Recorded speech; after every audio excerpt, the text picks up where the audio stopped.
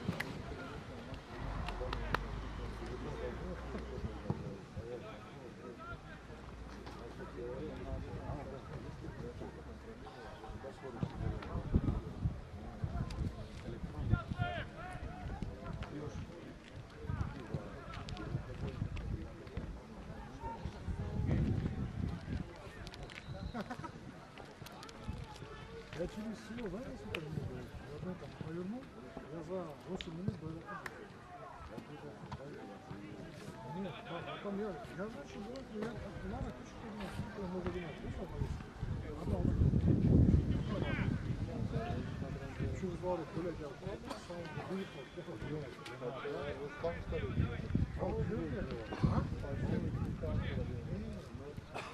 Это, по трассе, так все идет, все, разворачивается, на Мардан дорога же идет, там Кунду знак есть, и ладно, а Кунду не поворачиваешь, а на Лару и выезжаешь. Что там было?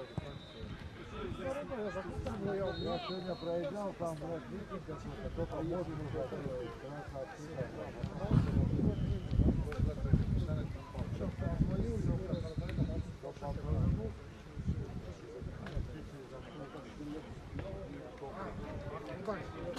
И многие Кунду едут, уходят направо, а я думал, ладно. Я один был, они все я скажу, Архасынан играли. Через Кунду поехали. А я выскочил, ночью машин 20, они все налево, я направо. Направо и все.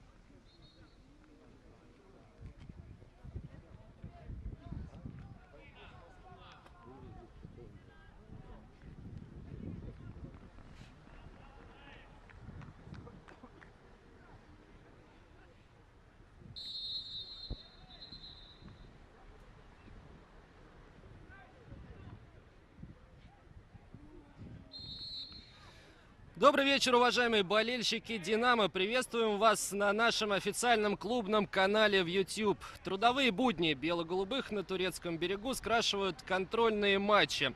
На третьем сборе москвичи проведут 4 поединка, которые вы все сможете увидеть в прямом эфире на «Динамо ТВ». Первый из них против крепкого соперника молдавского «Шерифа».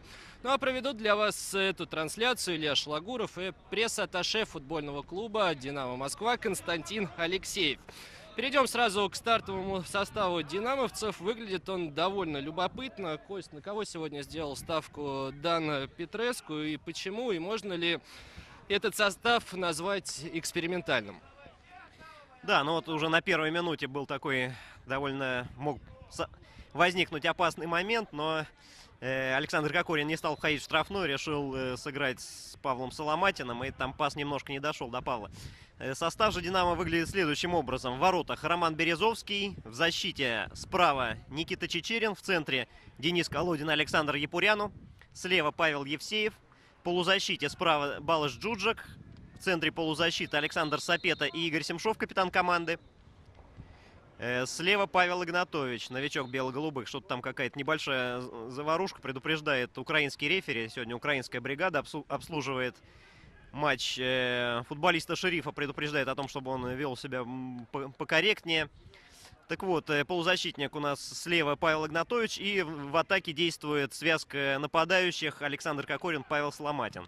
Действительно, такой экспериментальный состав. Естественно, в таком составе «Динамо» не выйдет на первую игру чемпионата против «Локомотива».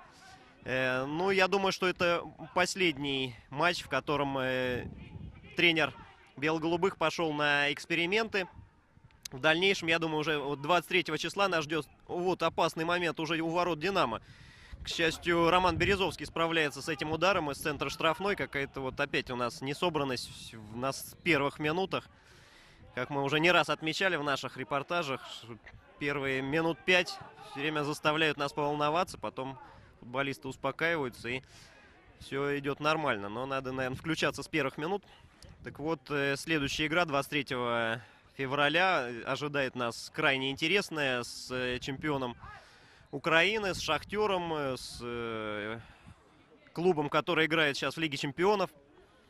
И вот в том матче, я думаю, что уже будет Дан Петреску подводить команду. Наверняка уже выпустят тот состав, который, ну, во многом, наверное, станет прообразом того, что сыграет с «Локомотивом».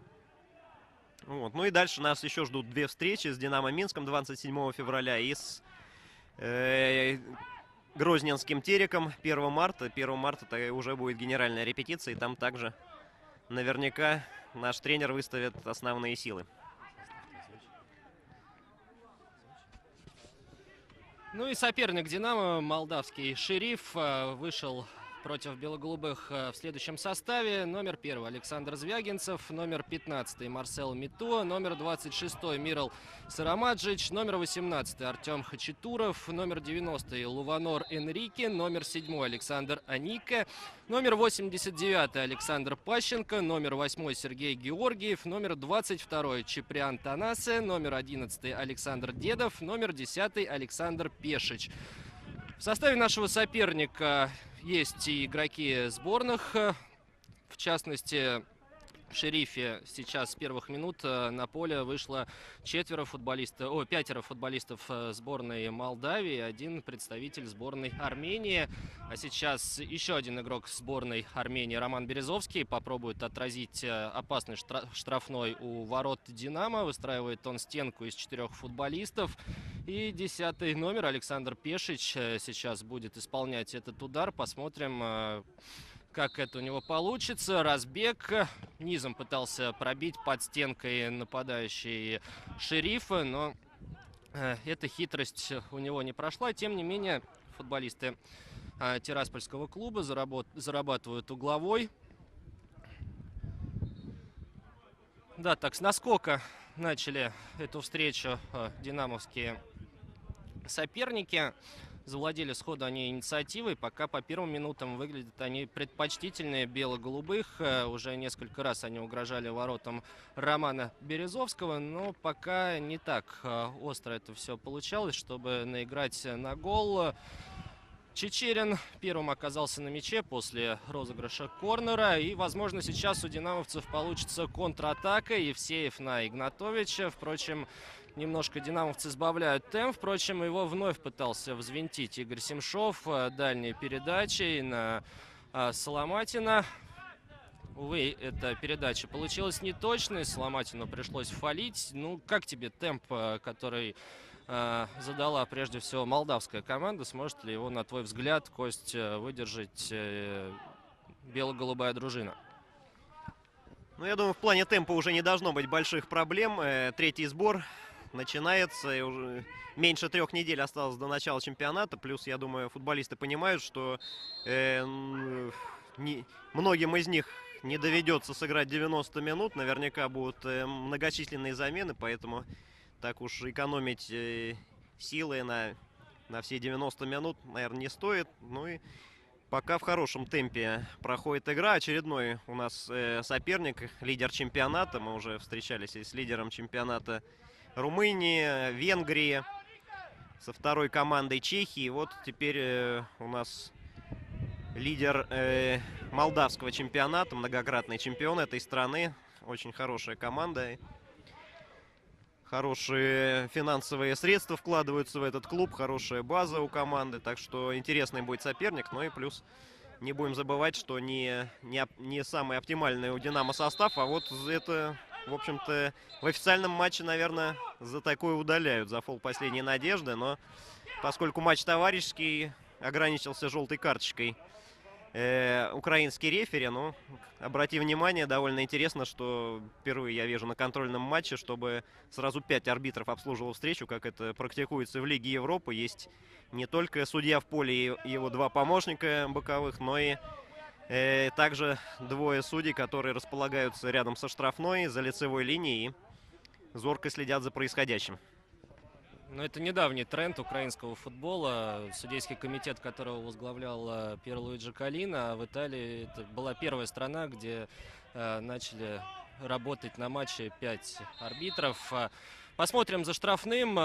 Александр Кокорин разыгрывает стандарт с Балашем Джуджиком. До удара дело не дошло, но дошло до штрафной площади и выстрела Чичерина с края штрафной. Вратарь Звягинцев уверенно среагировал на этот удар. Впрочем, атака «Динамо» продолжается. И Пуряна забрасывал на Балаша Джуджика на правый фланг атаки.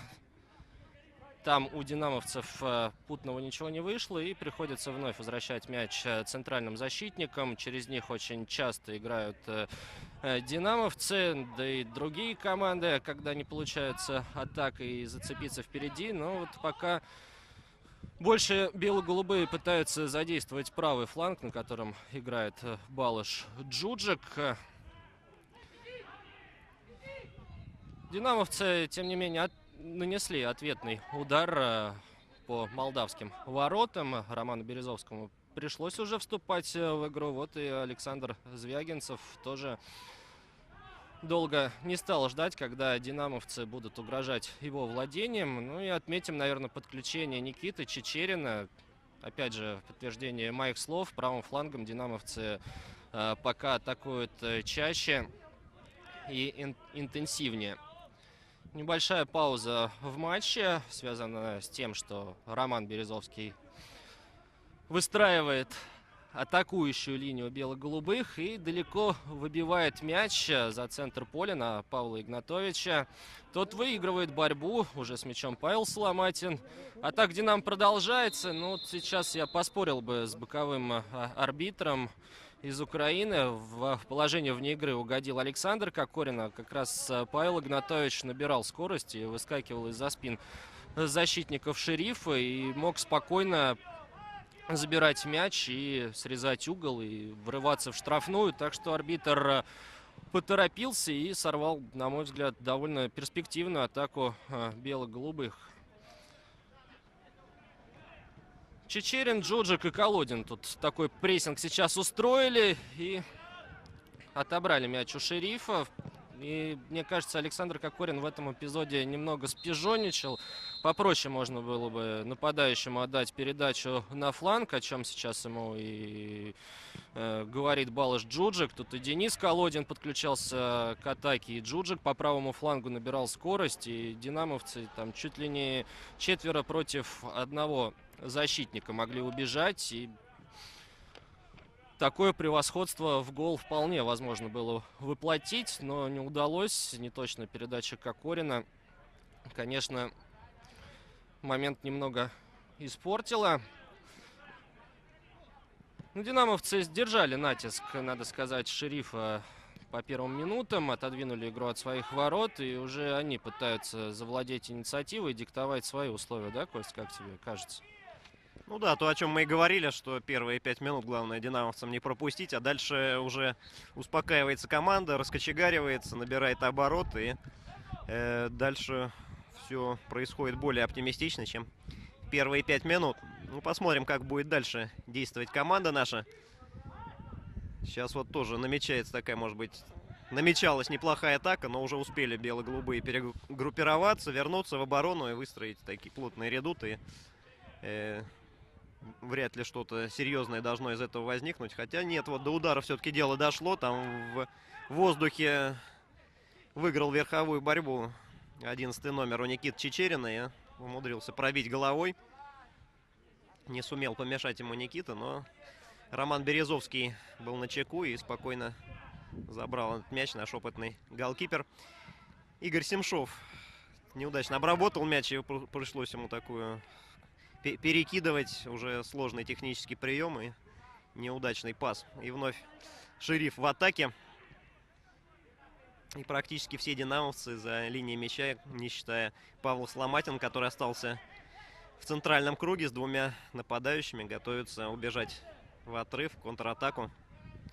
Молодой нападающий сегодня такой вариант выбрал Дан Петреску. Ну, так, на утренней тренировке было 2 небольших юрких форварда в одной команде и 2 мощных Кевин Курани и Сергей Давыдов в другой. Видимо, тоже один из экспериментов, посмотреть, как нападающий действует в таких связках.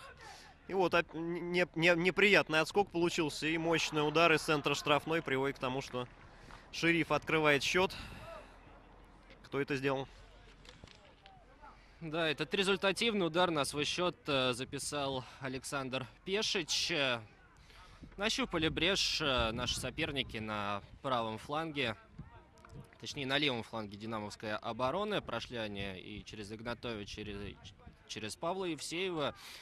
И партнеры вывели Пешича на ударную позицию, который расстрелял вратаря метров 7, точно в девятку пробил нападающий. 1-0 счет в этой встрече становится. Динамовцы в роли догоняющих сейчас будут себя проявлять. Но будем надеяться, что этот гол не сломит дух бело-голубых, и они что-то предпримут впереди, чтобы порадовать нас с вами и с хорошим настроением продолжать подготовку к сезону. Ну и не стоит забывать, что это экспериментальный состав, который выпустил Дан Петреску. Многим не хватает сыгранности, поэтому и на это стоит также делать скидку. Сапет неудачную передачу отдает, хотя там и Евсеев был, и Игнатович в пределах 5-метровой зоны, но передача у Сапета, к сожалению, не прошла. И вот уже левым флангом пытаются атаковать футболисты Шерифа. Сапета тут на подстраховке играл у Семшова. В принципе, сбил он атакующий порыв молдавской команды. И Шерифу пришлось уповать в этой ситуации только на дальний удар. Мяч пришелся в перекладину, но, слава богу, не ворот Романа Березовского, а оградительной сетки, которая находится за воротами. Березовский далеко в поле выбивает мяч. Кокорин сразу против 2 пытался побороться, но перевесили его соперники и первыми добрались до мяча. Впрочем, он остался у «Динамо». И Пуряну начинают атаку бело-голубых. Диагональю на правый фланг на Балыша Джуджига. которому помогает Никита Чечерин. Теряет крайний защитник «Динамо» мяч, и в контратаку устремляется Шериф. Приходится фалить Никите, хотя нам показалось, что защитник играл в корпус, и можно было бы тут и не свистеть.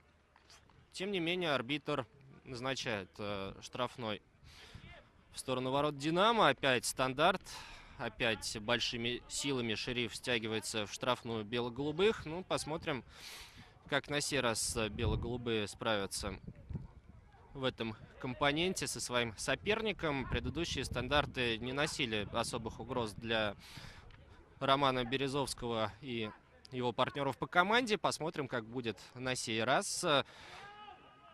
Александр Пащенко выполняет кросс в штрафную. Роман Березовский грозно выкрикивает «Я!», забирает мяч и отправляет в контратаку Павла Соломатина, который за считанные секунды дотащил мяч до штрафной, однако подачу в эту самую штрафную выполнил не столь удачно, как совершил побег по бровке. Ну, тут и Павел Евсеев подключился к оборонительным действиям на половине поля соперника. Отобрал он мяч. Подача последовала затем в штрафную площадь, которую совершил Александр Кокорин. Ну, низкорослым Семшову и Соломатину на втором этаже против таких габаритных защитников было очень сложно побороться. Но динамовцы продолжают искать счастье в атаке на правом фланге и вновь упираются в стену из молдавских футболистов.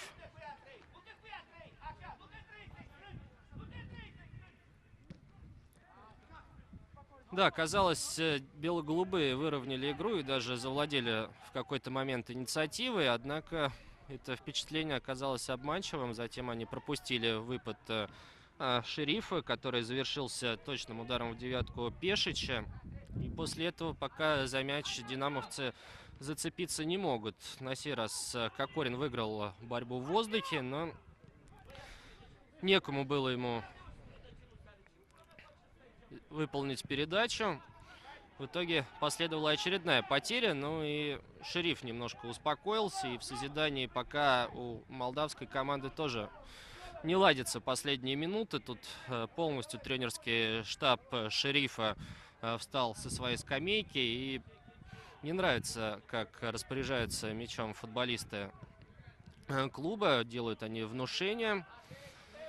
Очередной заброс на Павла Соломатина. Не удалось Павлу укротить мяч. Делал все хорошо, правильно открывался, убегал, но слишком сильно летел мяч, и поэтому Павлу за него зацепиться не удалось. Денис Колодин на Александра Ипуряну.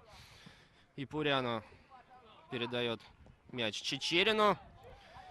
Нету партнеров, не открывается никто под Чечерина, и тому приходится возвращать мяч вновь Ипуряну.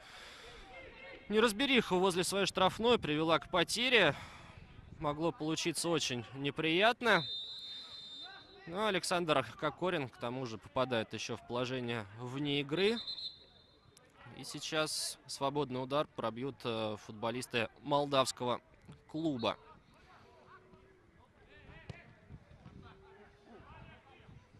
Чечерин вновь выигрывает единоборство. За последние 2 минуты он уже дважды вышел победителем в дуэли с молдавскими футболистами. Но тут от сапета достается Чеприяну Танасе. Грубая игра пошла. Нужно судье успокоить страсти на поле. Сейчас, наверное, последует внушение футболистам. Да, вот за фол на Танасе. Сапету получает желтую карточку. Так грубо он встретил нападающего Шерифа. Ну а затем правило нарушил Павел Евсеев. Очередной штрафной. Что-то многовато, да, стандартов в последнее время около владения Березовского. Да, немножко нервничают наши, наверное, футболисты. Чувствуют, что уступают и в счете, и передач. Нет, таких точности немножко не хватает. Из-за этого, может быть, немножко и пошел этот нервный такой момент. Но я думаю, что это сейчас должно все успокоиться. Посмотрим за этим стандартом футболистов Шерифа. навес, но там Роман Березовский контролировал мяч, перевел его на угловой. Опытнейший наш голкипер с такими моментами контролирует. И угловой подают Шериф. Да, стоит отметить, что они, в общем-то, заслуженно ведут в счете и заслуженно по игре счет. Действительно, они больше владеют мячом и больше опасных моментов создают. Очередной угловой. Там Балаш Джуджик с Никитой Чечериным выдвинулись на розыгрыш футболистов Шерифа и помешали розыгрышу, но отскок неудачный и вновь угловой.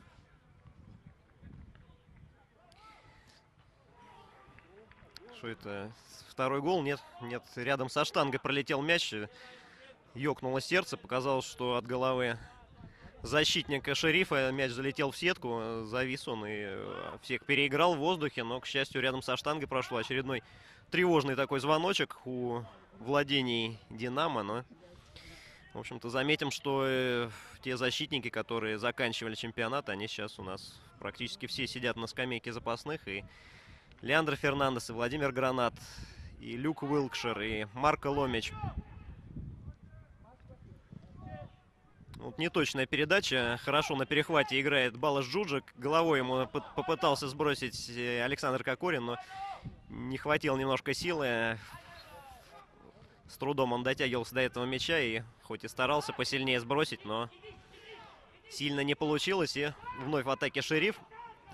Довольно активно они тут по левому флангу стараются наступать. И в очередной неприятный такой момент. И наши защитники пролетали мимо мяча. Но и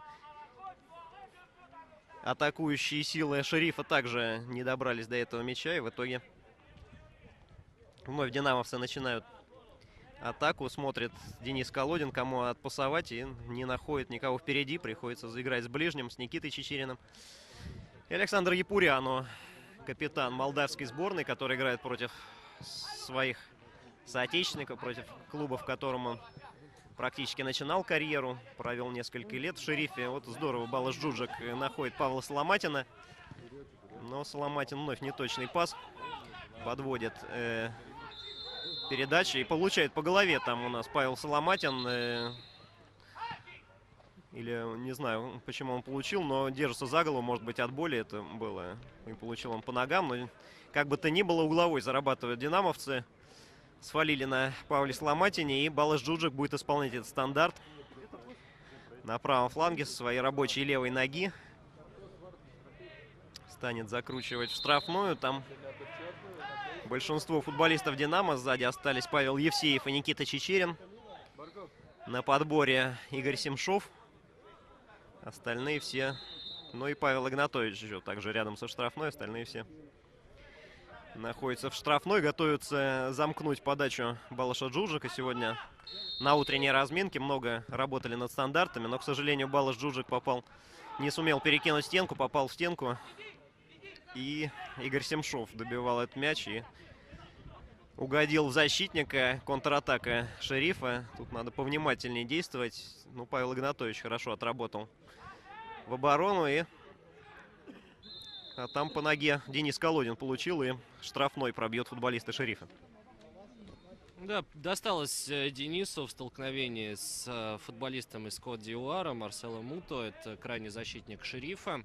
Ну и нужно отметить в предыдущем эпизоде Игнатовича, если до этого он не поспевал за крайним полузащитником Шерифа, когда последовал прострел в динамовскую штрафную, то на сей раз он опередил соперника и мяч смог перехватить. Денис Колодин делает диагональную передачу на Павла Евсеева, который на левом фланге на пару с Александром Кокориным выцарапывает мяч. Прострел в штрафную площадь. Игнатович сравнивает счет в этом матче. Блестяще Павел Евсеев и Александр Кокорин своим давлением помог крайнему защитнику обыграть как раз все того же Мету, от которого досталось Денису Колодину. Затем Евсеев ворвался в штрафную, отдал великолепную передачу Павлу Игнатовичу, который, выдержав паузу, посмотрел, в какой угол бить, и выбрал правый угол и четко реализовал свой момент. 1-1 в этом матче. Поздравляем вас с этим свершением динамовцев в этом матче. Ну, будем надеяться, что таких еще моментов мы с вами увидим в достатке. Ну, посмотрим, чем сможет ответить Шериф. А он, походу, обескуражен этому моменту. Джуджик на Соломатина на правый фланг. Хорошо Соломатин взаимодействует с Сапетой. Сапета на Семшова. Чуть-чуть застопорилась атака бело-голубых. Чичерин на Джуджика. Джуджик забрасывал на Игнатовича. Павел сейчас хорошо подключился в центр поля. В центр штрафной выбегал крайний полузащитник, но мяч, к сожалению, до него не долетел. Денис Колодин тут выигрывает борьбу у мощного Пешича, который также стал автором мяча в этом матче. А так, тем не менее, Шериф продолжается. Тут Александр Япурян уже играет надежно. А кто-то из динамовцев получил травму в центральном круге и не может встать с поля. Да, Павлу Евсееву там соперник угодил в спину, так неприятно сзади получил удар неприятный Павел Евсеев. И наши врачи и массажист устремляются на помощь Павлу. Но футболисты Шерифа в этом моменте фейерплей не раздумывали, продолжали атаку, хотя видели, что игрок Динамо лежит на газоне, но тем не менее попытались они воспользоваться этим, воспользоваться территориальным преимуществом, численным преимуществом в атаке. К счастью, там Александр Япурян прервал эту атаку Шерифа. Ну а мы, пока у нас пауза, скажем о том, что не только матчами едиными живем мы на этом сборе. Также вы можете посмотреть завтра на нашем, опять же, канале YouTube видеоконференцию с Кристианом Набо в прямом эфире. Кристиан согласился, будет только утренняя тренировка у нас. И вечером в 8 часов по московскому времени и в 6 по турецкому. Сейчас угловой зарабатывают динамовцы. В 6 часов по турецкому, в 8 часов по московскому времени включайте канал YouTube, регистрируйтесь там и сможете прямо напрямую нам в чате, в правом окне писать вопросы. И мы с Ильей будем зачитывать их Кристиану, и он будет прямо в прямом эфире на них отвечать. Кто же не сможет или не захочет в прямом эфире, может прислать нам вопрос на почту. Адрес ее посмотреть на нашем сайте. Там же можете найти интервью с Романом Забняным, новичком бело-голубых, 19-летним футболистом. 11 февраля ему исполнилось 19 лет, игрок юношеской сборной, впервые отправился с бело-голубыми на сбор, хорошо себя проявляет, интересный парень, опорный полузащитник. Ну вот, а у нас улучшилось настроение у бело-голубых, более активные динамовцы, я думаю, стали действовать после забитого мяча.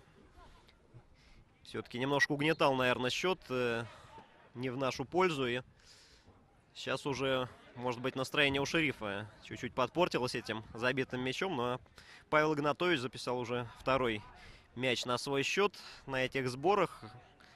Радует его настырность, идет он в штрафную и пенальти заработал в одном из матчей. Есть и определенные минусы, но и отметим хорошие бойцовские качества и, повторюсь, настырность Павла, и увеличивает он бомбардирский счет. Тем временем достается вновь по голове Павлу Соломатину. Пытался он навязать борьбу высокорослому сопернику в центре поля. После того, как мяч от своих ворот выбил Роман Березовский, заработал он штрафной для «Динамо». Александру Кокорину приходится отходить к центральному кругу, чтобы начать атаку бело-голубых. Забрасывает мяч он на Павла Соломатина. Павел вроде бы его выцарапал из цепких ног защитника. Ну, впрочем, Шериф был первым на подборе, организовал быструю атаку, которую сорвал Денис Колодин. Получает он за это желтую карточку. арбитр просит чуть-чуть успокоиться молдавских футболистов, выполнить удар по сигналу. Все нужно запротоколировать, записать, кому же рефери вручил горчишник. Разыграли штрафной футболисты Тирасполя. Динамовцы сразу же включают прессинг и приходится мяч переводить на правый фланг, потому что все зоны на левом фланге у Шерифа были перекрыты. Почти всей команды динамовцы обороняются, а теперь и все. Павел Соломатин, который был выдвинутым форвардом, опускается назад. А вот и на контратаку нарывается Шериф. Балаш Джуджик после передачи Александра Кокорина врывается в штрафную. Наносит удар в ближний угол, но, к сожалению, не точно. Для себя пробил Балаш, для команды. Наверное, стоило обыгрывать вратаря и бить под дальнюю штангу, но именно такой способ выбрал венгерский полузащитник, и Звягинцеву все-таки пришлось вступить в игру. Кончиками пальцев он перевел мяч на угловой. Ну, мне показалось, что мяч и вовсе летел мимо ворот. Посмотрим, чем закончится розыгрыш этого стандарта. Чечерин подключается к этой атаке. Подача во вратарскую. Не дотягивается вратарь до мяча. Там и кто-то из игроков «Динамо». Это Александр Япуряну, который пришел на этот угловой, через себя пытался нанести удар по воротам, но вместо мяча досталось там защитнику Шерифа. В суматохе перепало голкиперу Звягинцеву. Судья наградил Япуряну желтой карточкой за этот акробатический этюд. Ну, отрадно, наверное, такое рвение динамовских защитников, которые пытаются и не только обороняться, но и преуспеть впереди. Помним мы, как Япуряну уже забивал на втором турецком сборе. Тогда он замкнул передачу Сергея Давыдова, а бело-голубые в том матче победили. Ну вот и штрафной у «Динамо» стали арбитры больше вступать в игру. Конечно, не хотелось бы их видеть в роли главных действующих лиц на поле, но не проходит и 2 минут, как свисток арбитра слышен на трибунах. Ничего не получилось в этой атаке у Шерифа, и Роман Березовский вбрасывает мяч в игру на Павла Евсеева. Кстати, в этом матче, мне кажется, Павел прибавил, да, если на втором турецком сборе, выйдя на замену, он отыграл 20 минут, видимо, не понравился тренерскому штабу, и Дан Петреско заменил молодого динамовца, то на сей раз Павел демонстрирует себя с самой лучшей стороны, о чем говорит его голевой пас на Павла Игнатовича, да, Костя? Ну да, там недовольны были тренерский штаб отсутствием концентрации, как они это назвали, у Павла Евсеева. Неточность в нескольких передачах, может быть, и занервничал Павел после этого. Вот сейчас Александру Япуряну надо не нарваться на удаление, уже есть у него желтая карточка. Ну, сумел он остановить прорыв быстрого соперника без нарушения правил, к счастью. Все-таки так убегал он опасно, и фалить на нем было нельзя откровенно. А вот сейчас явно толкнули в спину Павла Соломатина, но не стал свистеть штрафной судья, поскольку с мячом оставались динамовцы, а вот в действиях Павла Игнатовича усмотрел толчок рефери. Ну и также я категорически не соглашусь с желтой карточкой Александра Япуряну, украинского рефери. Александр наносил удар через себя, да, получилась в итоге опасная игра, но совершенно никакого умысла не было в действиях нашего защитника, и совершенно случайно он попал по сопернику, не хотел этого, и давать желтую карточку за такое довольно странное решение. Неточно головой играют динамовцы, и из-за боковой воют футболисты Шерифа. Но там неплохо на перехвате. И вот Павел Игнатович пасует вперед. Вновь с мячом Игнатович. Прорывается в штрафную. Фалят на нем футболисты Шерифа.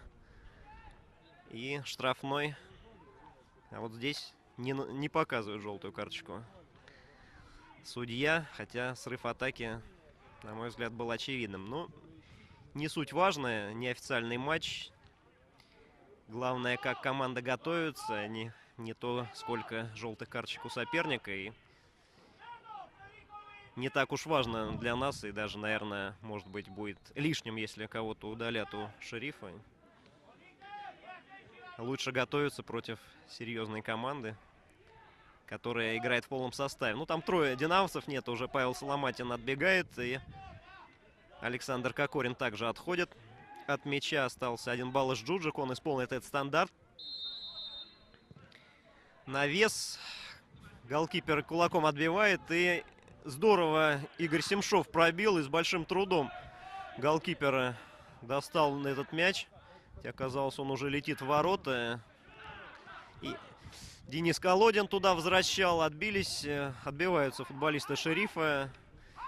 С мячом динамовцы. Балыш Джуджик на Павла Евсеева, но не видит он адресата и играет...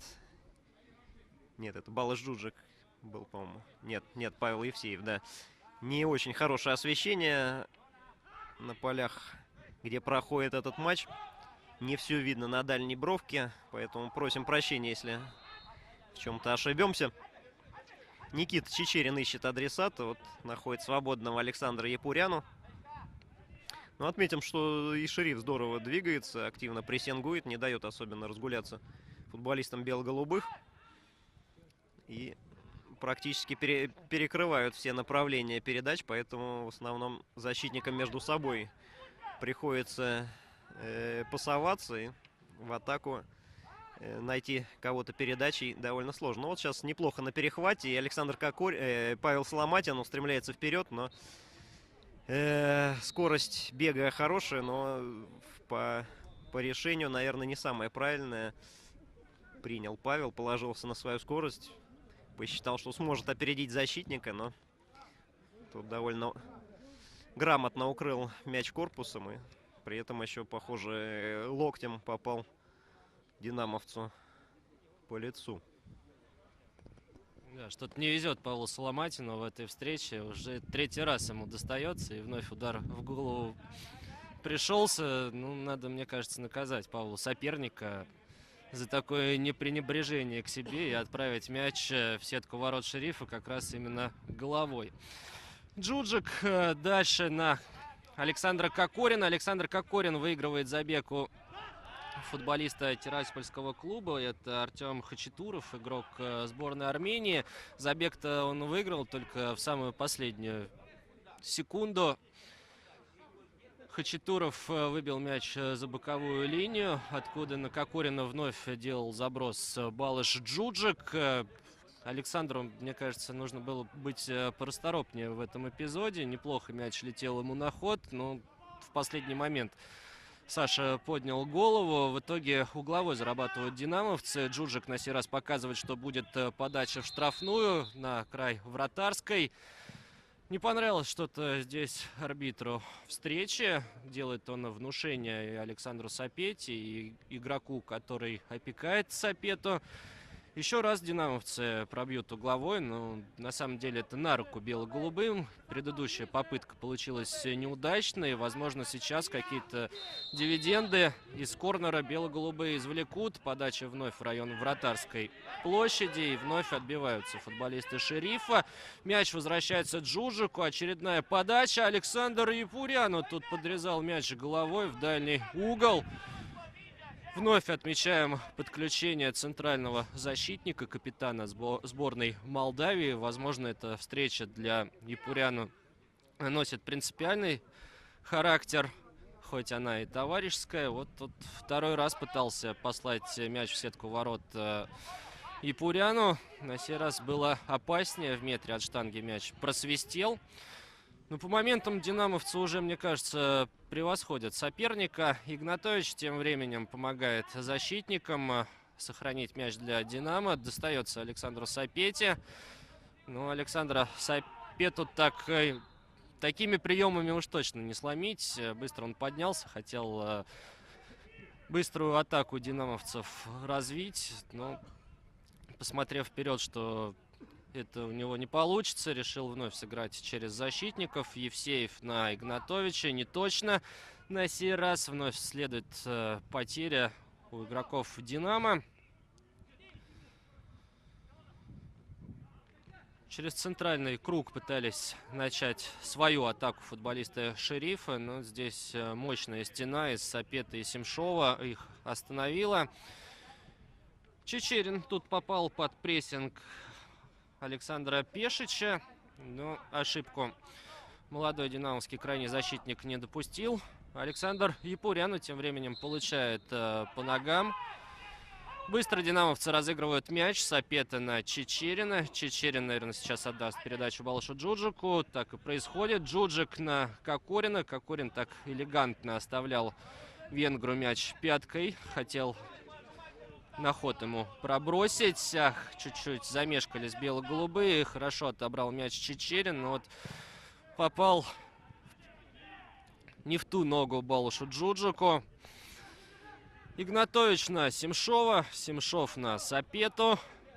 Пытаются тут динамовцы закрутить карусель на половине поля соперника, закружить голову футболистам «Шерифа» и застать таким образом оппонента врасплох. Неплохой заброс Кокорина на Чичерина. Чичерин в подкате доставал этот мяч, но ни углового, ни подачи в штрафную у защитника не получилось. Тут Александр Сапета прибежал на помощь Чичерину и Кокорину. Из-под прессинга динамовцев «Шериф» не вышел. И «Динамо» вновь с мячом. Джуджик на Япуряну. Япуряну дальше на Евсеева. Смещают вектор атаки бело-голубые. Впрочем, Евсеев возвращал мяч на правый фланг, где дежурил Балаш Джуджик. Впрочем, мяч срезался с ноги Павла и прилетел точно в руки голкиперу. Да, не получается после забитого мяча у бело-голубых что-то путное создать в штрафной. Все вокруг да около ходит мяч у динамовцев. «Шериф» же вообще последнюю 10-минутку отмалчивается и особо на ворота Романа Березовского не наседает. Впрочем, может, сейчас что-то выйдет путное у нашего соперника. Однако, смотря на то, как медленно шел футболист «Шерифа» к мячу, никуда не торопится эта команда. Видимо, счет 1-1 соперника бело-голубых устраивает. Но вот такую осаду ворот сейчас пытаются организовать молдаване. Отваживаются они на дальний удар. Очередной дальний удар. Лунавор Энрике метров с 35 пытался застать врасплох Романа Березовского, но прицел явно хромает у этого полузащитника. И в последние минуты динамовцы могут дожать соперника и отправить второй мяч в сетку ворот Звягинцева. Нужно чуть-чуть прибавить в темпе. Сапета на Игнатовича. Впрочем, и соперник сейчас хорошо обороняется. Перекрыл он кислород бело-голубым. Все зоны закрыты. И сейчас нужно выманивать «Шериф», возможно, даже на свою половину. Пытаются левым флангом динамовцы пробиться к штрафной соперника. Павел Евсеев мяч потерял. Стремительно он возвращается на свою позицию. Тут неплохо в отборе сейчас себя проявил Игорь Семшов. Однако мяч по-прежнему у «Шерифа».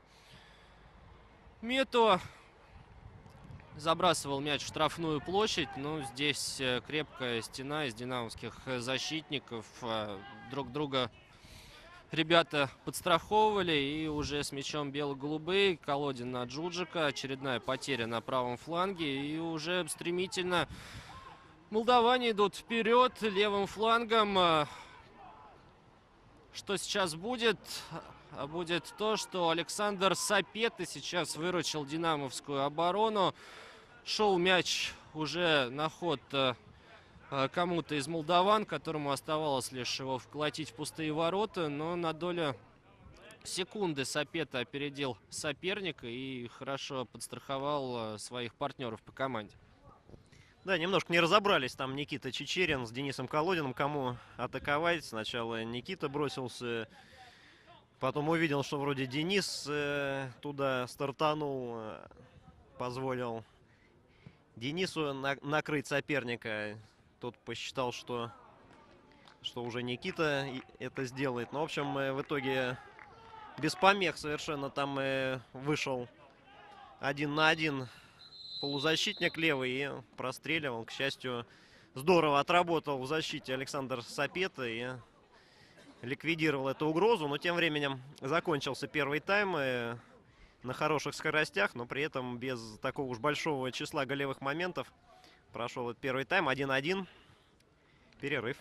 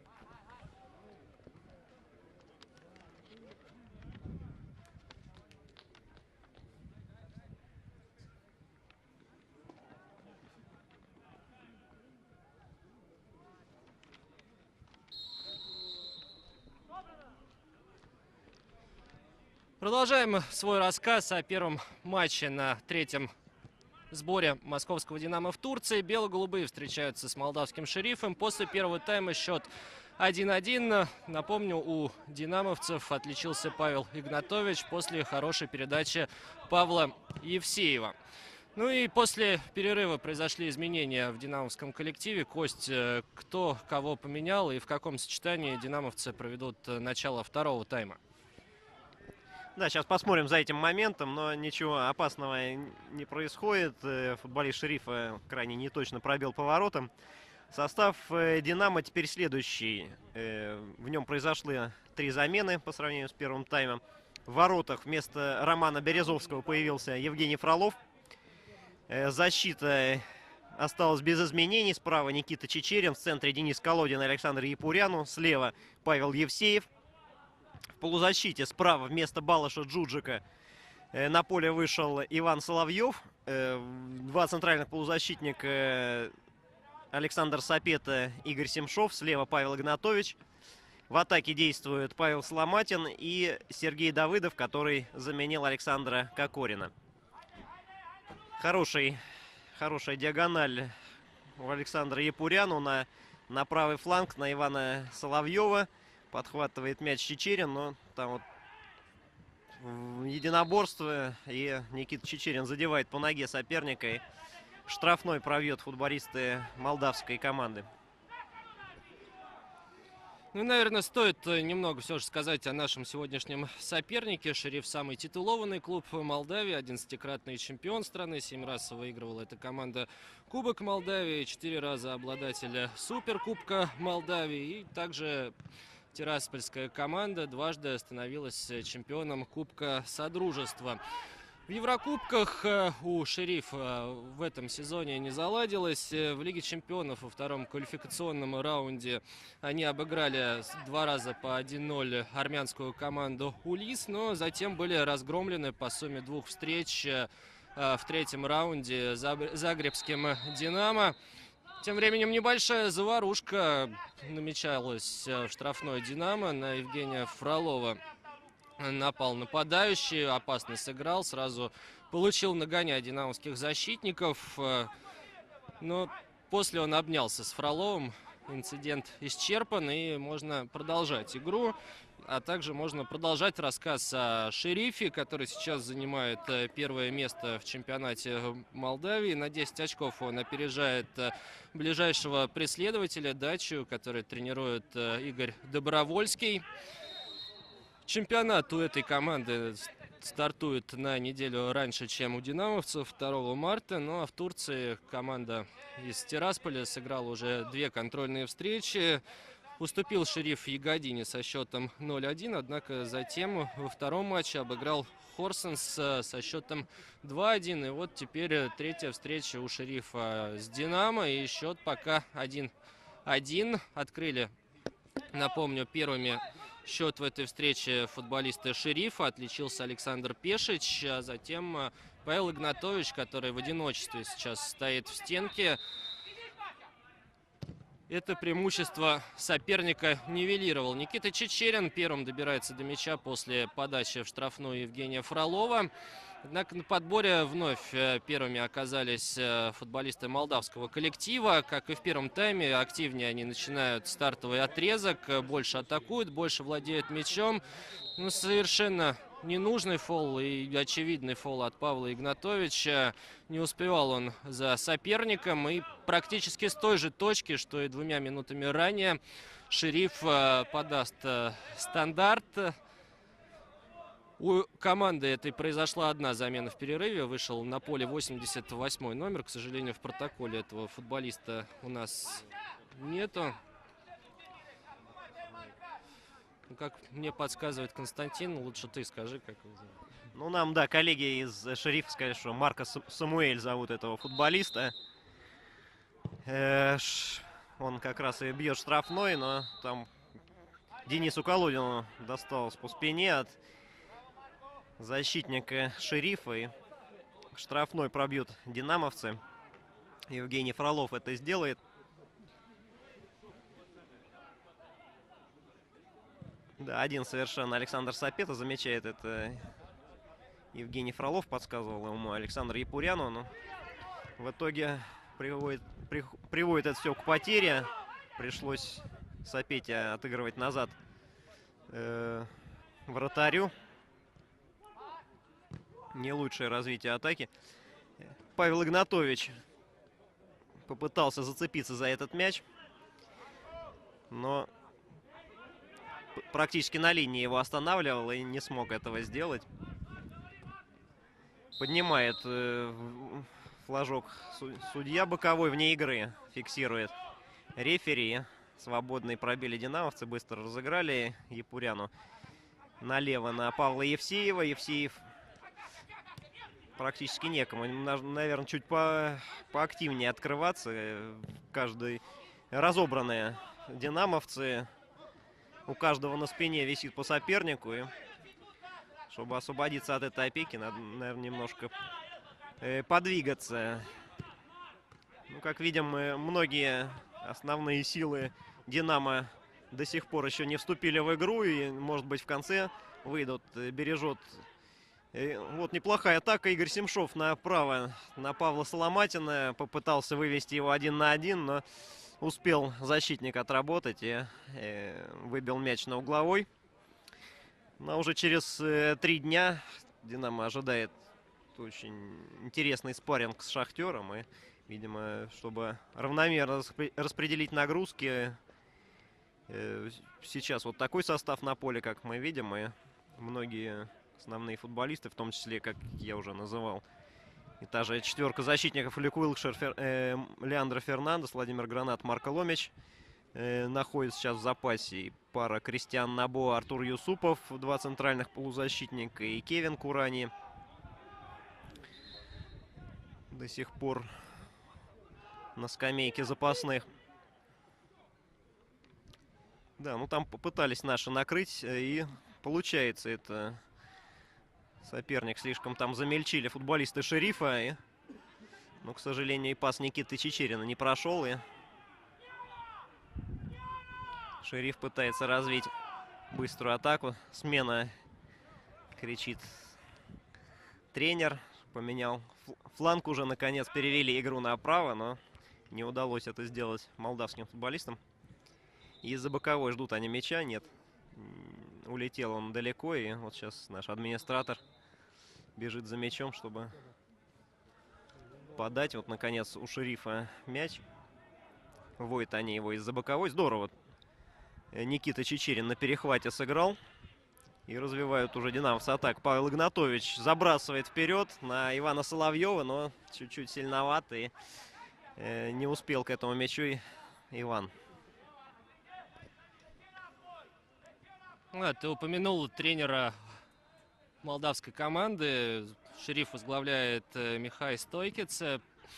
Такая румынская дуэль у сегодняшнего матча, тренерская дуэль. И если искать какую-то интригу, то можно ее, конечно, в этом противостоянии найти. Пока Стойкице ведет себя гораздо активнее Дана Петреску. Непривычно, кстати, наблюдать Дана настолько спокойным, сидя на скамейке запасных. Практически никаких эмоций он не проявляет. А так смотрит за действиями своих футболистов, которые добежали до штрафной «Шерифа». Павел Игнатович сместился в центр, нанес удар по воротам, но, к сожалению, мяч у него с ноги сошел, и угодил он в Павла Соломатина. Ну а Стойкице с Петреску нигде не пересекался перед матчем.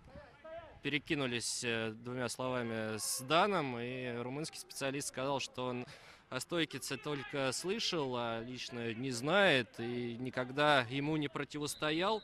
Так что вот такая первая дуэль румынских специалистов. Но они друг другу проигрывать не любят, и Стойкице тоже есть что доказывать, показывать и демонстрировать свои амбиции тем, кто пришел сегодня на стадион. А публика здесь довольно своеобразная, много людей из разных клубов, в частности из Кубани.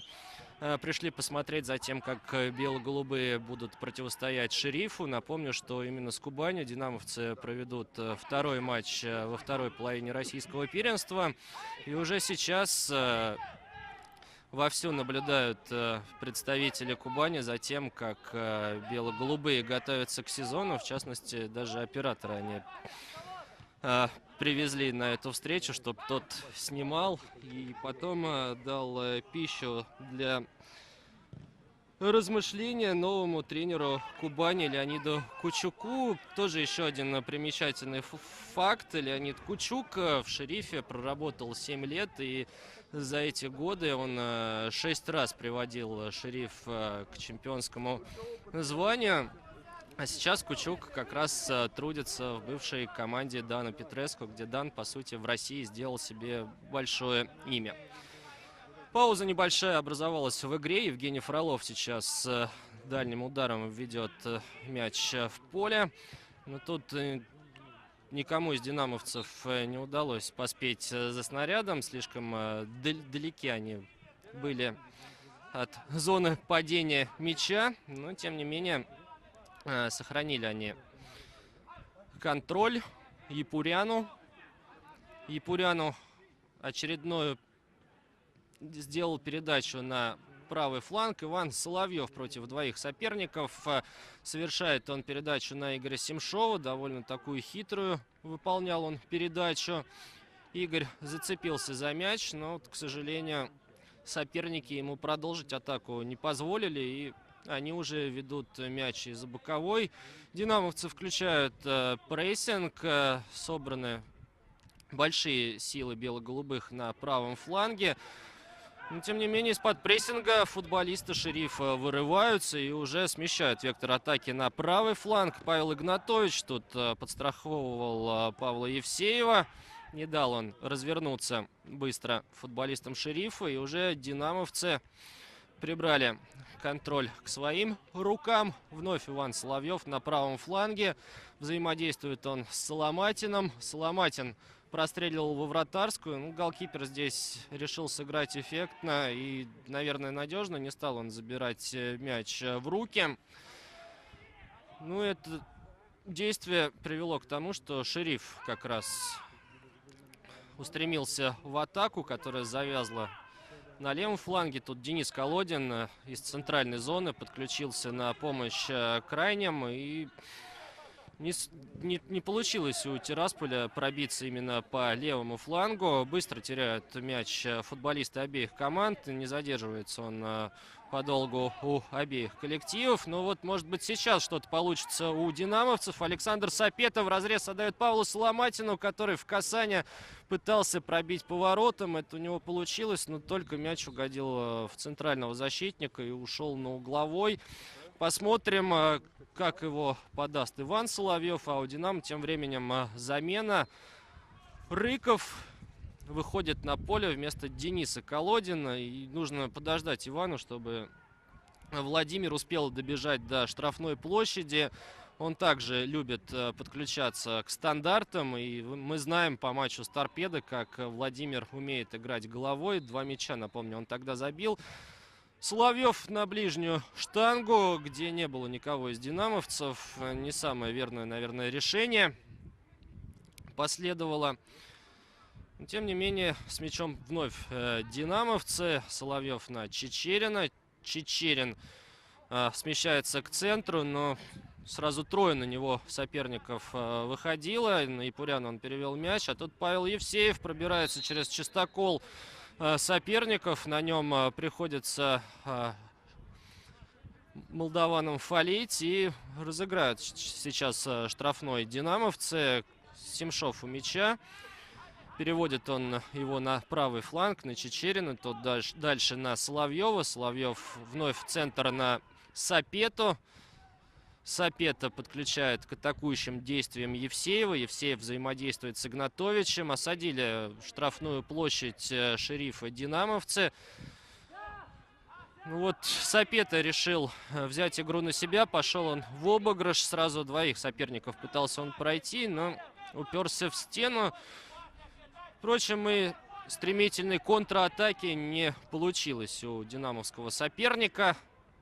Там Александр Япуряну хорошо сыграл на подстраховке. Вновь с мячом Сапета. Сапета отдает передачу на Евсеева. Не очень она получилась точной, поэтому Евсеев так с натяжкой ее догонял. Соловьев на правом фланге вновь против 3. Смещался он к центру поля, но пройти Сразу 3 соперников не получилось. Тут на подстраховке Иван помог Чечерину. Выбили они мяч за лицевую линию. И чуть-чуть темп игры снизился. Ну, возможно, это на руку футболистам Шерифа, которые последние минуты то и делают, что отбиваются. Если они вновь, как и в первом тайме, начали очень активно, владели преимуществом, несколько раз угрожали воротам «Динамо», впрочем, не так опасно, как это могло быть, следовали подачи в штрафную, то сейчас на динамовской половине поля они редкие гости.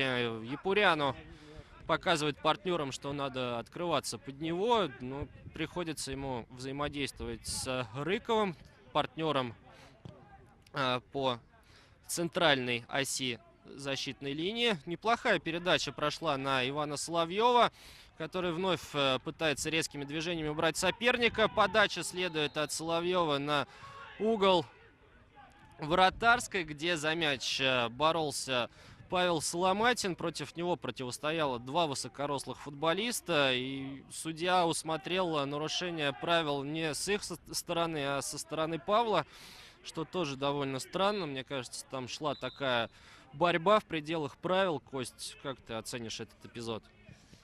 Ну, будем считать, что судье виднее, он находился ближе к этому эпизоду, хотя Павел Соломатин не согласен с рефери. Может быть, если он так и касался спины соперника, может быть, на взгляд Павла это было совершенно незначительное касание, и оно не сильно, скажем так, повлияло. А вот Павла как раз в спину подталкивали, и когда прозвучал свисток, я подумал, что, может быть, даже и пенальти назначит рефери, потому что помешали пробить Павлу, он уже перед пустыми воротами находился, и так его от мяча оттащили. Давыдов попытался прессинговать защитника, и тому пришлось играть через голкипера. Пока не доходит мяч, особенно до Сергея, там он на самом острие атаки, и пока мы его видим только в прессинге защитников, а на ударную позицию Сергею пока выйти не удавалось. Но напомним, что в предыдущих 2 матчах новичок «Динамо», который находится в аренде, принадлежит Рубину, дважды отличался по разу в каждом из матчей. Забивал венгерскому Диору и чешскому Яблоницу. Чехам как раз победный мяч. Но длинный пас.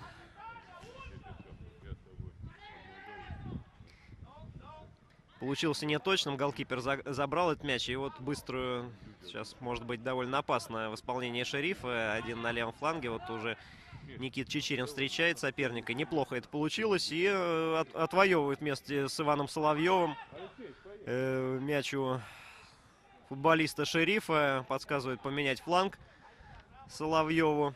Сапета на Семшова. Сзади бьют Игорю по спине. Вот забрасывает Семшов. Ах, к сожалению, вне игры определил боковой арбитр и не позволил Давыдову 1 на 1 выйти. Хотя хорошая атака могла получиться.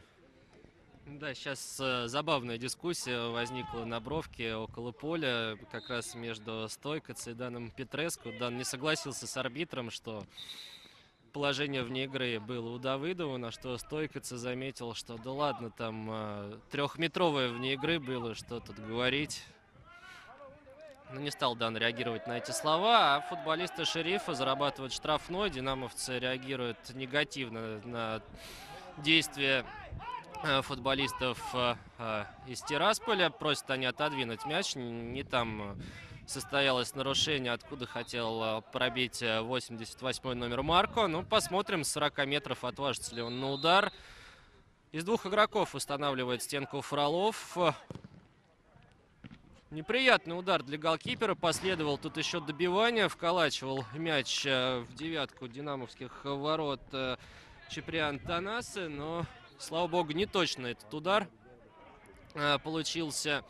Попал он в каркас с внешней стороны ворот. И сейчас Евгений Фролов выбьет мяч в поле. Да, нужно больше, мне кажется, было игроков ставить в стенку.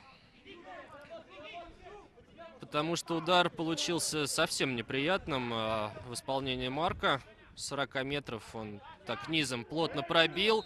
А сейчас пробил по лицу Александру Сапети. Но извиняется он перед динамовским полузащитником. Однако Александр не спешит принимать эти извинения. Опасная игра. Буцей в нос досталось Сапети.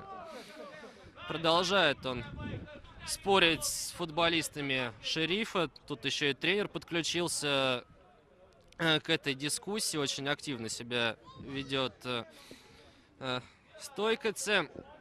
Желтую карточку за это нарушение Марка увидел перед собой. Ну, справедливая она. Тут и вопросов не должно возникнуть, за что Горчишник получил футболист молдавской команды. Чечерин в центре на Соломатина. Соломатин пытался уйти от соперника, но мяч потерял, и уже Шериф на левом фланге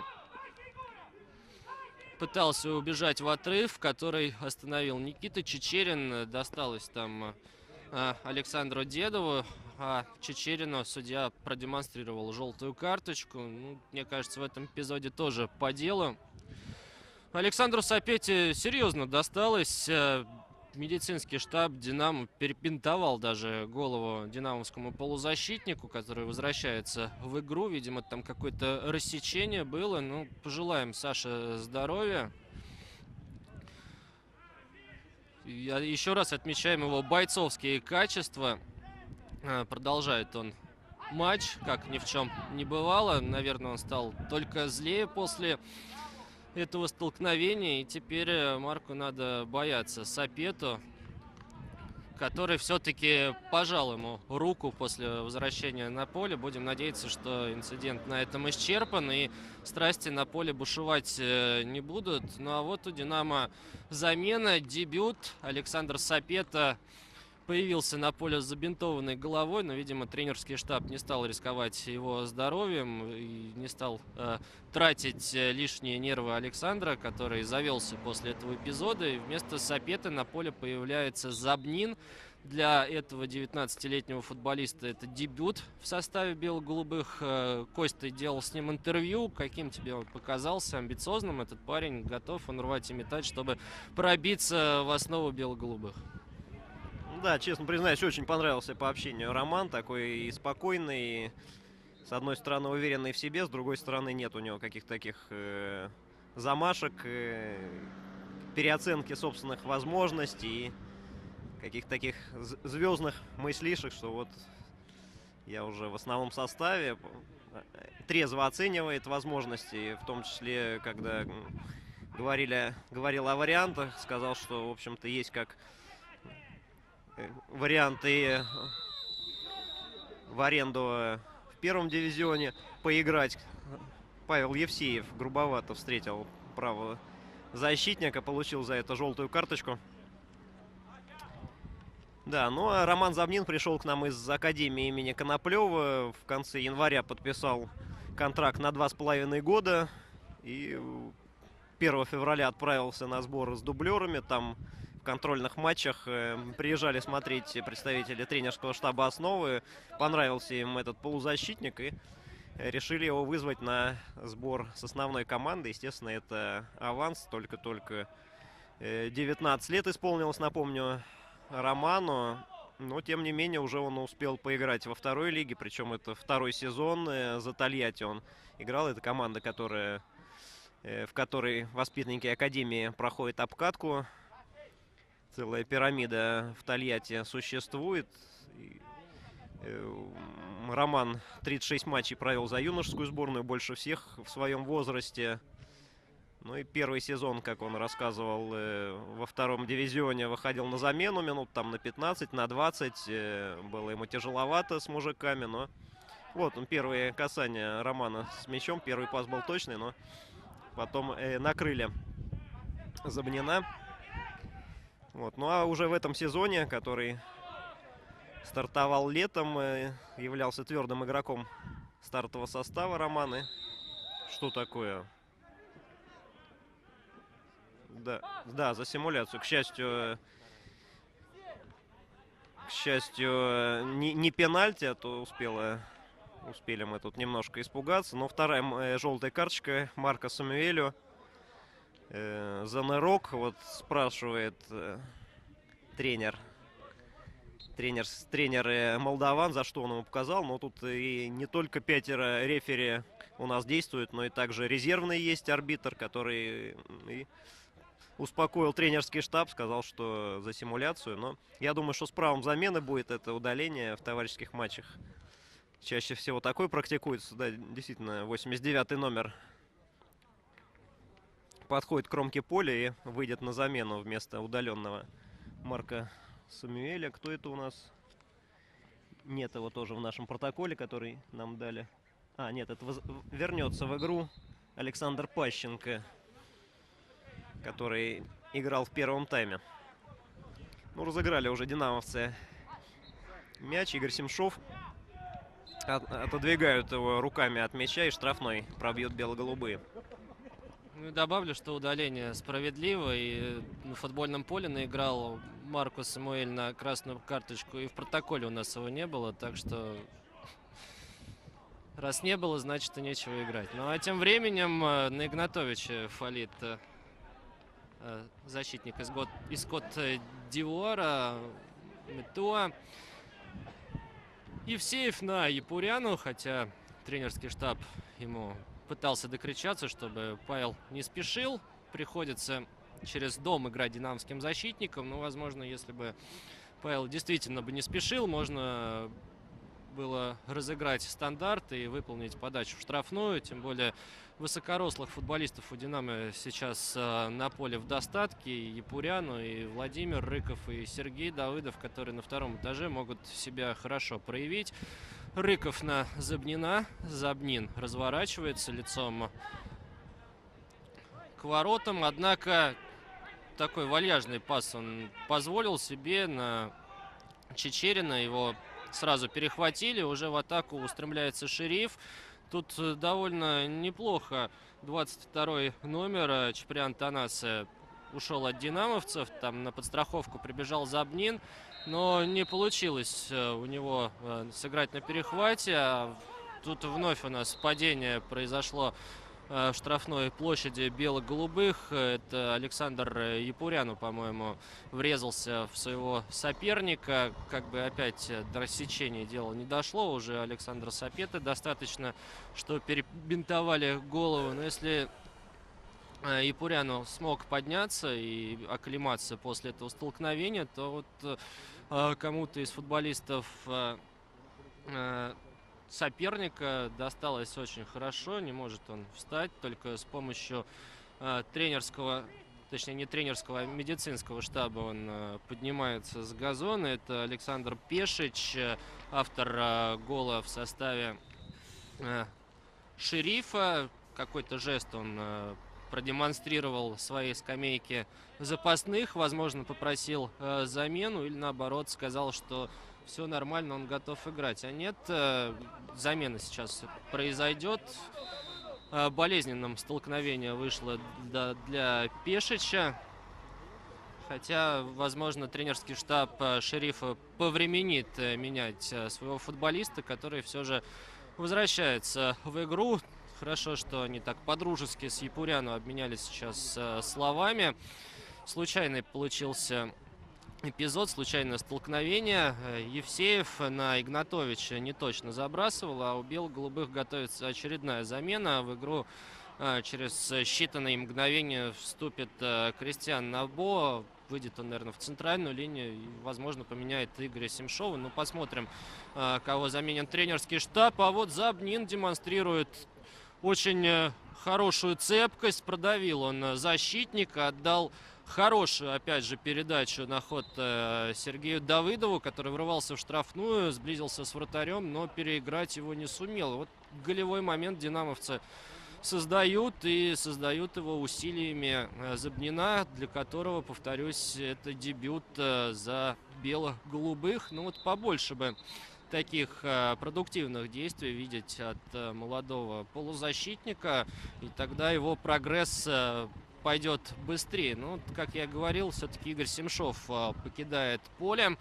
Вместо него выходит Кристиан Набо. Игорь Семшов выводил команду с капитанской повязкой, которую, по-моему, передал сейчас, если я не ошибаюсь, Владимиру Рыкову, который уже наготове в штрафной площади, ждет подачи с углового.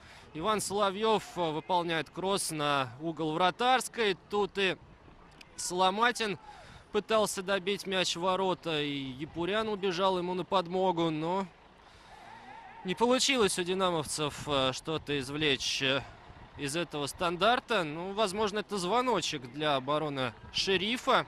Возможно, сейчас уже звонить будет гораздо сильнее. Подача в штрафную площадь. Сергей Давыдов тут как тут.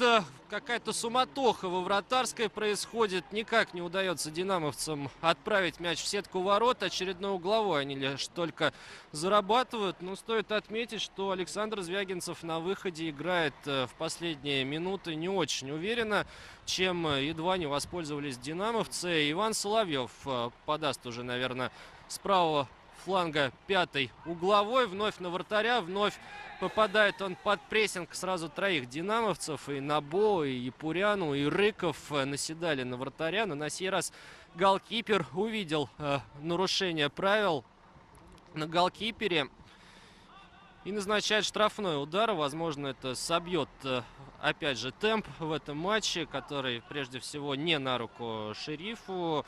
Молдавская команда в последнее время не так активно смотрится впереди. Ну, возможно, свежая кровь поможет Шерифу выровнять игру. Выходит на поле 23-й номер Кшиштоф Крол. А заменил он Чеприана Танаса, который подошел, кстати, сперва к динамовской скамейке запасных, пожал руку Дану Петреску и его помощникам, а затем отправился уже к своему тренеру. Евгений Фролов уверенно играет на выходе, забирает мяч, вбрасывает его на Соловьева, который взаимодействует с Чечериным. Забнин уже с мячом. Забнин дальше на Евсеева. Евсеев по левой бровке совершает кросс в сторону штрафной на Сергеева. Точнее, на Сергея Давыдова. Отбиваются молдаване. Впрочем, с мячом по-прежнему динамовцы. Набо взаимодействует с Чечериным. Тот переводит мяч на Япуряну. Япуряну очередной заброс на Сергея Давыдова. Но на сей раз не точно.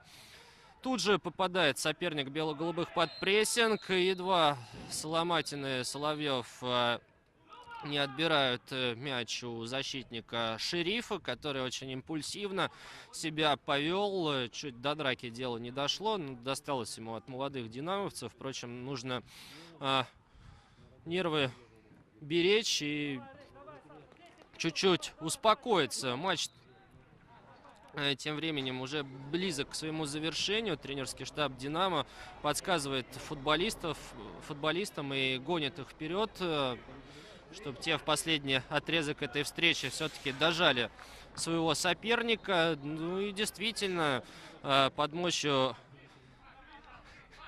динамовской атаки приходится отбиваться Шерифу. Но тут сейчас смешной эпизод произошел за пределами поля. Мяч покинул кромку, точнее, мяч покинул поля, и его подобрал администратор «Динамо» Геннадий Федорович Самодуров. Хотел его быстро ввести в игру, но угодил в резервного арбитра. В спину ему бросил мяч. Наверное, в официальном матче последовало бы какое-то серьезное внушение, но здесь все мирно закончилось. А динамовцы правым флангом атакуют. Ах, как сейчас технично пытался сыграть Кристиан Набо. Пяткой он хотел найти партнера. Отлично опять играет эквадорский футболист. Отпасовал он на Павла Соломатина. Соломатин метил в дальний угол ворот, но, к сожалению, мяч просвистел рядом со штангой. Ну, как ты думаешь, сможет дожать «Динамо» Шериф?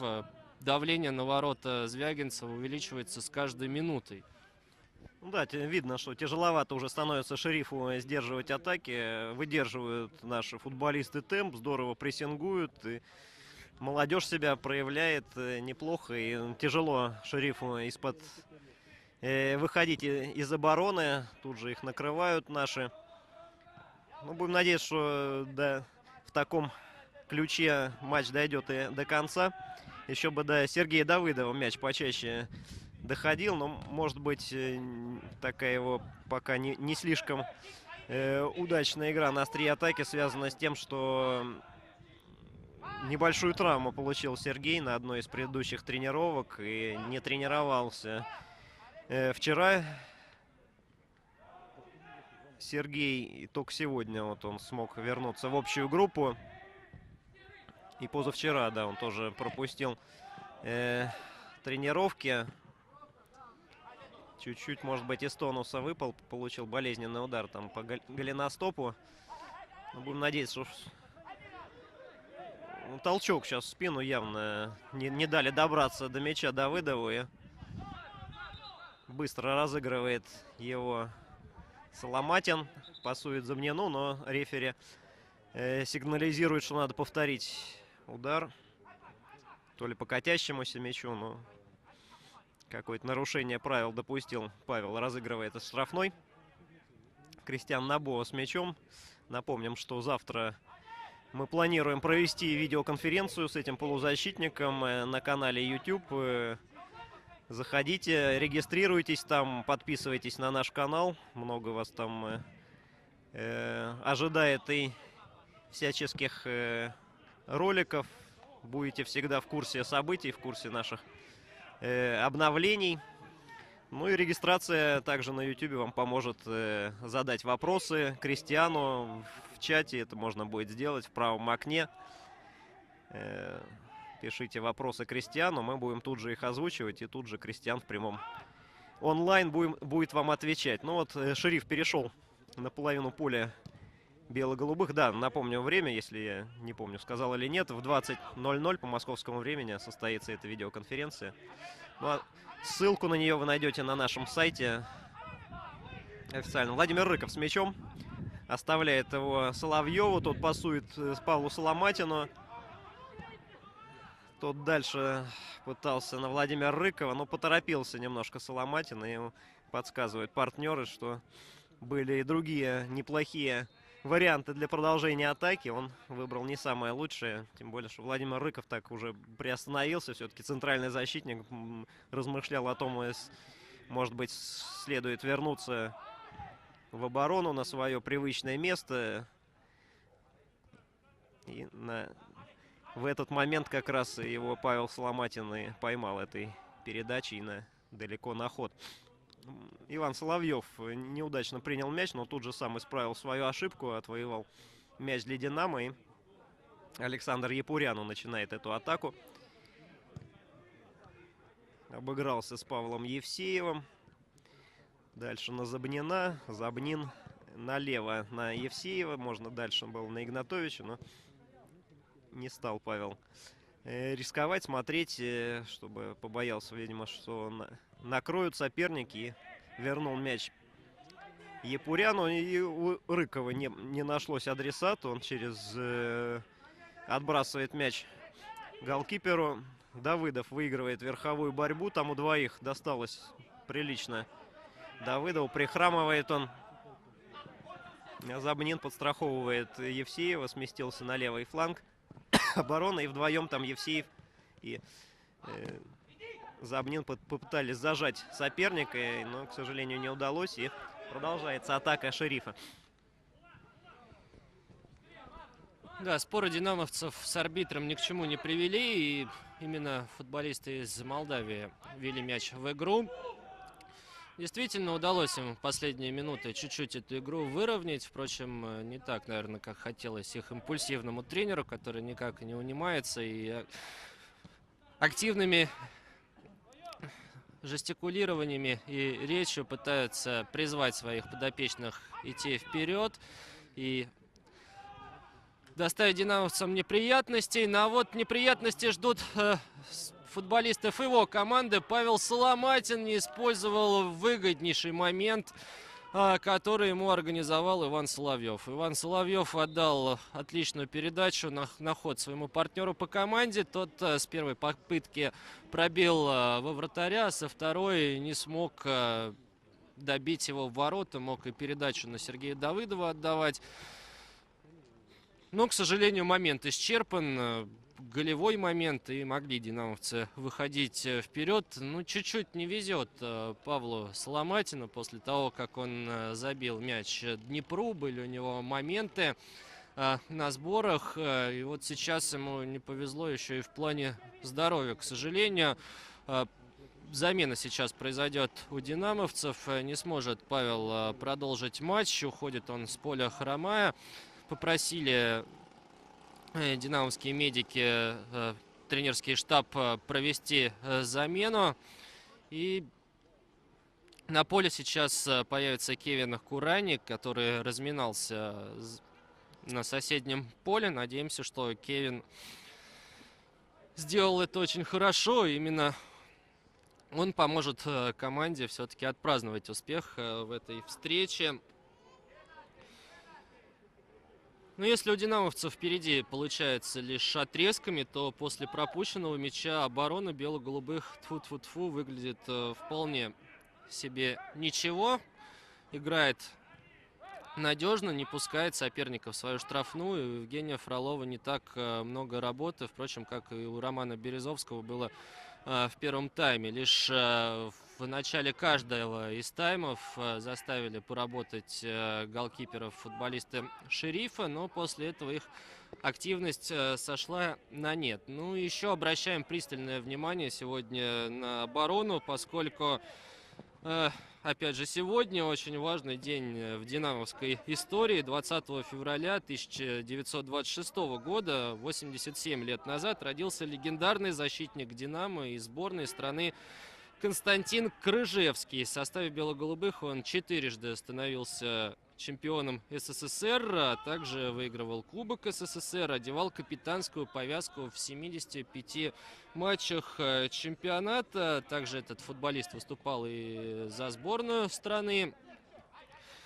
Участвовал он в финальных турнирах Олимпиады и чемпионата мира. Ну и Крыжевский был стержневым игроком защитной линии московского «Динамо», и во многом благодаря его усилиям и усилиям его партнеров «Динамо» в 50-е годы являлась флагманом отечественного футбола.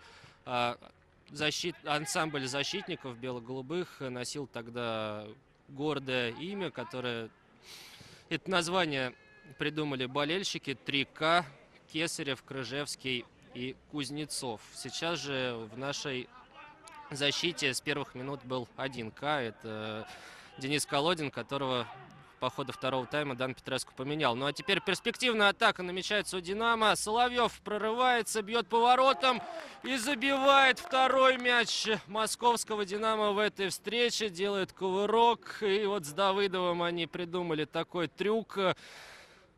Удочку, как будто рыбу ловил Соловьев, забросил он удочку и поймал Сергея Давыдова. Или это стрела была, потом у них спросим, разберемся. Но атака была на заглядение, прошла она правым флангом, на правый фланг последовала передача на Соловьева, Иван ворвался в штрафную и метко, так, на точность пробил в дальний угол и огорчил соперника. 2-1 в этой встрече становится. Да, поздравляем бело-голубых. Порадовали они нас под занавес встречи, вышли вперед.